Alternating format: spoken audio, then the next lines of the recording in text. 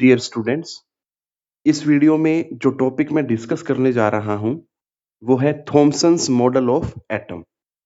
इसी वीडियो में ही हम इसकी लिमिटेशंस भी पढ़ेंगे कि थॉमसन्स मॉडल ऑफ एटम जो था उसकी क्या-क्या लिमिटेशन रही, जिसकी वजह से हमें रदरफोर्ड का जो मॉडल था एटम का उस पे मूव ऑन करना पड़ा। तो देखते हैं क्या है Thomson's model of atom. So according to this model, every atom consists of a positively charged sphere। यहाँ पे हम देख सकते हैं ये जो आउटर स्फीयर है ये किससे बना है? That is made up of positive charges. Clear? Sphere of radius 10 raised to power -10 meter in which entire mass and positive charge of the atom are uniformly distributed। इसमें हमें क्या ध्यान देना बेटा? सारा का सारा मास जो है और चार्ज, पॉजिटिव चार्ज, वो यूनिफॉर्मली डिस्ट्रीब्यूटेड है within the atom. Clear? और जो रेडियस है वो क्या होती है? That is 10 raised to power -10 metre.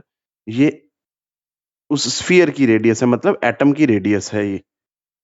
Inside this sphere electrons embedded like seeds in a watermelon.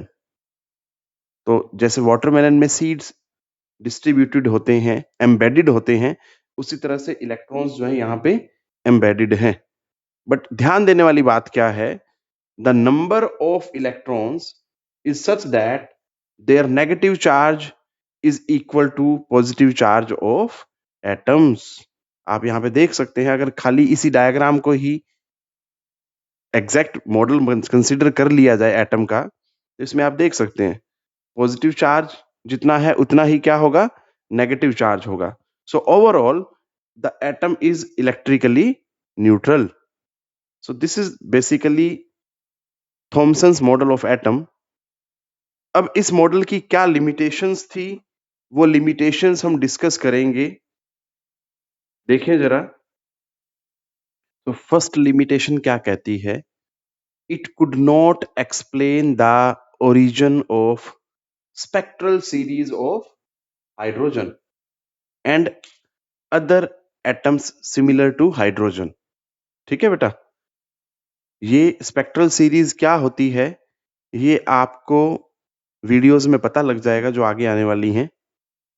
और नंबर 2 जो लिमिटेशन है, it could not explain large angle scattering of particles from thin metal foils. जैसा कि Rutherford ने observe किया कि कुछ alpha particles जो हैं वो लार्ज एंगल पे स्कैटर कर जाते हैं whenever they passed through metal foils. तो वो लार्ज एंगल पे क्यों स्कैटर करते हैं, इसकी भी एक्सप्लेनेशन नहीं कर पाया Thomson's model of atom. So basically, these were the two limitations of Thomson's model of atom। So यही था बेटा इस वीडियो में हमने जो डिस्कस किया, that is Thomson's model of atom and उसकी लिमिटेशंस। तो I hope you all will understand what was Thomson's model of atom और उसकी लिमिटेशन क्या क्या थी बेटा। टेक केयर बेटा।